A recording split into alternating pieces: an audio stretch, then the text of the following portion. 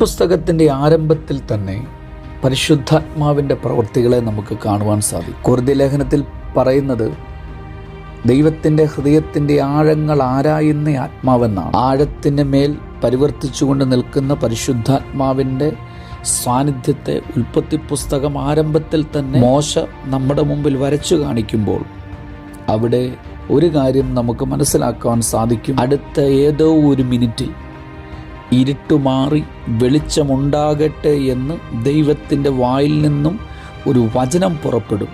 അത് തിരിച്ചറിഞ്ഞ ആത്മാവ് ദൈവത്തിൻ്റെ ഹൃദയത്തിൻ്റെ സ്പന്ദനങ്ങളെ, ഹൃദയത്തിൻ്റെ ആഴങ്ങളെ തിരിച്ചറിയുന്ന ആത്മാവ് ആ ഇരുട്ടിൻ്റെ മേൽ പരിവർത്തിച്ചുകൊണ്ട് നിൽക്കുക. വരുവാനിരിക്കുന്ന വചനം നിവൃത്തിയുടെ പാതയിൽ അതിനെ പ്രവർത്തിച്ച് കാണിക്കത്തക്കവണ്ണം, കാണത്തക്കവണ്ണം, സ്പർശിക്കത്തക്കവണ്ണം, ലോകത്തിന് മുമ്പിൽ വെളിപ്പെടത്തക്കവണ്ണം അതിനെ ഒന്ന് റിവീൽ ചെയ്യുവാൻ, അതിനെ ഒന്ന് ക്രിയേറ്റ് ചെയ്യുവാനായി പരിവർത്തിക്കുന്ന പരിശുദ്ധാത്മാവിനെ ഉൽപ്പത്തിയുടെ ആരംഭത്തിൽ നമുക്ക് കാണുവാൻ സാധിക്കും.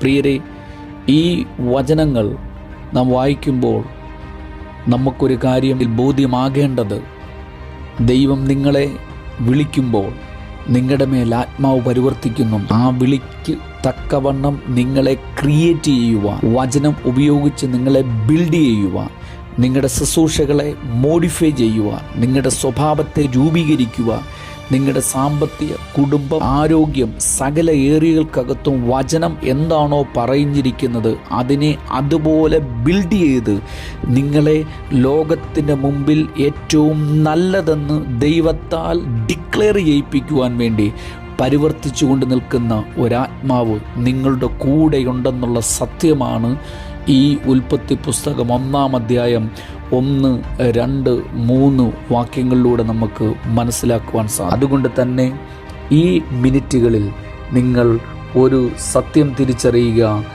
പരിശുദ്ധാത്മാവിൻ്റെ സാന്നിധ്യം നിങ്ങളോട് കൂടെയുണ്ട്. അവന് പ്രവർത്തിക്കണമെങ്കിൽ നിങ്ങൾ നിങ്ങളുടെ ജീവിതത്തെ നോക്കി വചനം പ്രഖ്യാപിക്കണം. നിങ്ങൾ പറയണം, ഈ വചനം പോലെ എൻ്റെ ജീവിതത്തിനകത്ത്, എൻ്റെ സാമ്പത്തിക ഏരിയകൾക്കകത്ത്, എൻ്റെ ശുശ്രൂഷ മേഖലകൾക്കകത്ത്, എൻ്റെ കുടുംബത്തിനകത്ത് ഉണ്ടായി വരട്ടെ. പ്രിയരെ, ഇതൊന്ന് പ്രാക്ടീസ് ചെയ്ത് നോക്കൂ.